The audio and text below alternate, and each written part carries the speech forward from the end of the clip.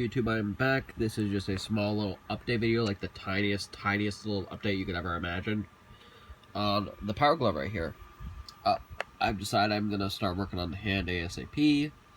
So what we got here is we got a chunk of milliput, more or less. I still have a couple of chips I need to fill in, but as you can see, this slots in right here. This basically acts as the plug for the springs and the cables that go from the wrist clamp to the actual hand itself. Sorry if I sniff a lot. I'm sick again. I know I get sick often, but you know, you just gotta continue what you do. So basically what you want to do here is there's two magnets right here. So you want to drill two holes on the bottom right here and just slot them in there. And you have yourself the magnetization that allows you to attach the hand to the wrist.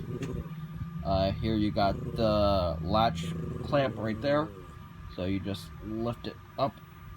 You can tell how strong these magnets are that I'm using just from the fact it took me a minute to get that latch up. And as you can see there, you can kind of get the indication of what's going on. But before we do any sort of painting, any weathering, or anything of that matter, we need to drill the holes for the magnets and glue those in. We need to drill this in so that way we can eventually screw it in place.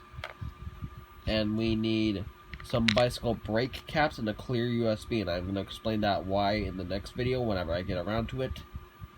But yeah, guys, stay tuned for more Power Glove updates. This is again a very tiny major update.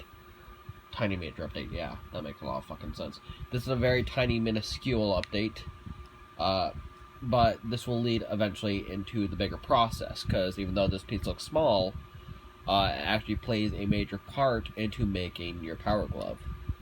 Now you're probably asking, how did I manage to make this without sticking to itself? Because, you know, milliput sticks to plastic, especially if it's wet. I just use a piece of plastic here, and then I started molding like the first half of it. Then after it was dry, I made sure it fit, and I made any adjustments I need to, because remember, you can still reshape this while it's still drying, and you can add more on if you need to, or you can erase it with a sandpaper or anything that you can. So once I got done the first half, I built upon the second half, made it nice and flat, well, almost flat, could add a bit more to ensure, you know, it looks good. And this is what I came up with. So again, very simple little blocky piece here that just pops out. It doesn't look like much, but it will go a long ways into making your Power Glove that bit more accurate and a bit more usable, I suppose you could say. Because again, this will basically be the mounting point for your wires. If you don't want to have the hand, you take this out. You want the hand, you're going to need this. You could do the hand without the wires, but it's not going to look right, and it won't make much sense because, again, the wires are made. This is supposed to be like the battery pack for the hand itself.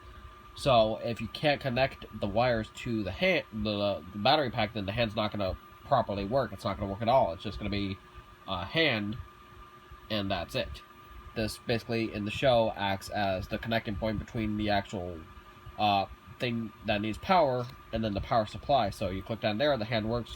You pop it off, the hand stops working, and you take it off. But for us who actually have both hands, this is just a decorational thing, and just something to make our prop a bit more accurate. So, you know, yeah. In the meantime, guys, you stay groovy. I know it's a tiny update, but I hope you enjoyed it anyway. I should have more updates soon, and I will go more further into detail about all the other stuff you're going to need, because this is it's gonna be a big process. So hang tight, stay groovy, stay safe, and I'll see you all in the next update.